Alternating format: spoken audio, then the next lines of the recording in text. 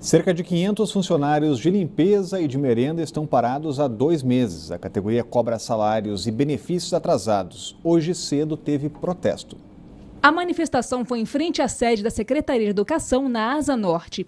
Os responsáveis pela merenda e limpeza das escolas públicas do Distrito Federal dizem que desde dezembro não recebem os salários e benefícios. Pelas contas do sindicato da categoria, cerca de 6.000 trabalhadores estão passando por essa situação. Sem o serviço, dá uma olhada como está uma escola de Planaltina. As imagens enviadas por um telespectador mostram a situação da unidade. O lixo se acumula no corredor do local e em outras partes da escola.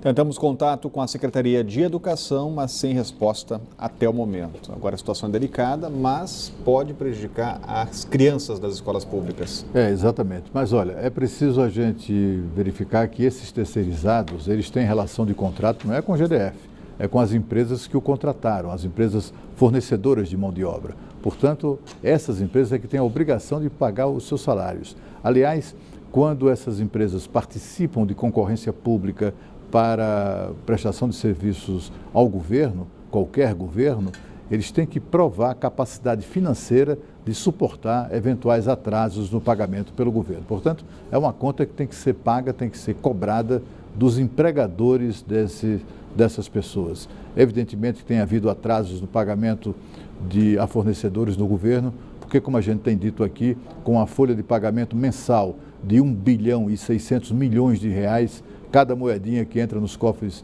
do GDF tem sido utilizado para pagar salários, porque salários tem que ser prioridade mesmo. E aí não sobra nada para pagar fornecedores. E as empresas terceirizadas de mão de obra terceirizada são fornecedores, não estão na categoria de folha de pagamento do governo do Distrito Federal, esta sim que tem sido a prioridade e, por enquanto, os salários dos funcionários de fato do GDF têm sido pagos em dia.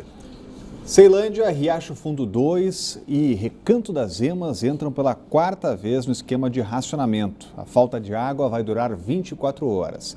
Vale lembrar que o rodízio afeta todas as regiões que são abastecidas pelo reservatório do Descoberto. Fora isso, continua o ciclo da pressão reduzida nas torneiras da Asa Sul, Noroeste e Sudoeste.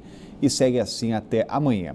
A lista completa do rodízio está no caesb.df.gov.br. Luiz Edson Fachin é o novo relator da Lava Jato no Supremo e prometeu tratar os processos com rapidez, prudência e transparência.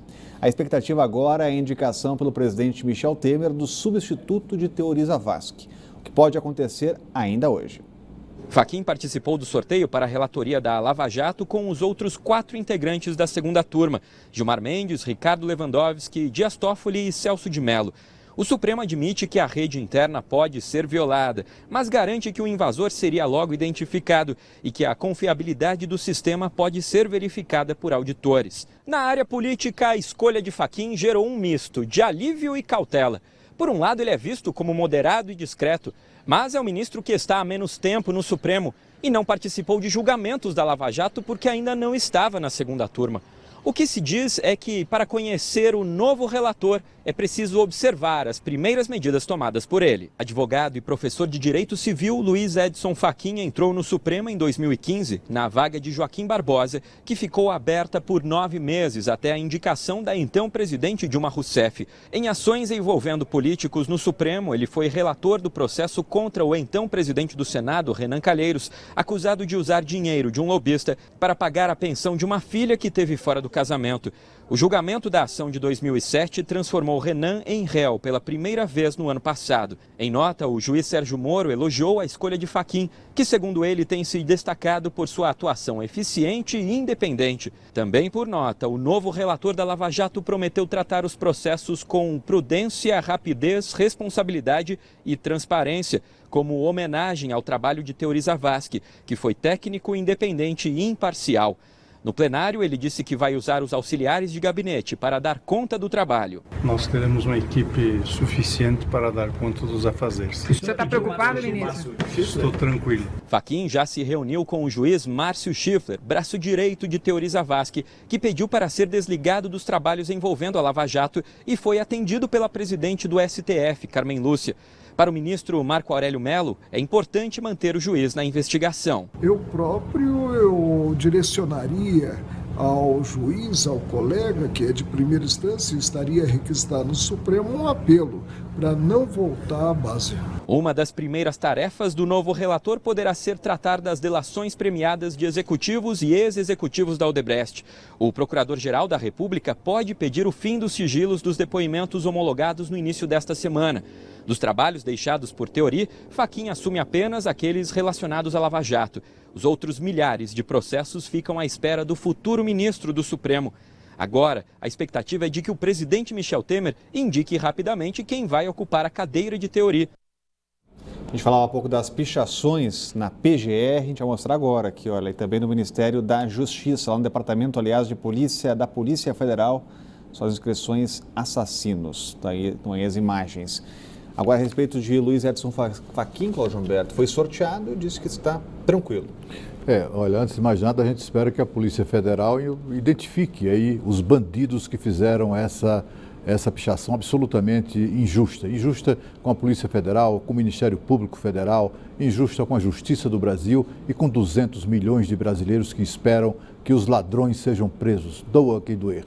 Ainda que as investigações provoquem tensão, sobressaltos, ainda que afete a saúde das pessoas, não importa. O que importa é a verdade dos fatos. Olha, esse sorteio do ministro Luiz Fachin foi recebido com certa desconfiança, mas o sorteio foi absolutamente limpo. Ele é limpo, é um sorteio, inclusive público, aberto ao público, e foi testemunhado ontem por vários advogados.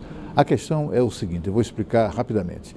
O ministro Fachin, ele foi para o sorteio com um peso maior do que os demais ministros da segunda turma, em razão do que eles chamam de acervo, ou seja, do volume de processos que ele tem para cuidar.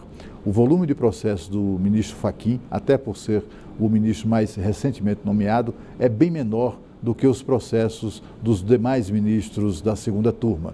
Então, ele entra nesse sorteio, que é automático, feito por computador, como se fosse um bingo. Imagina aquele globo com as bolinhas do bingo e uma das bolinhas com um peso dentro.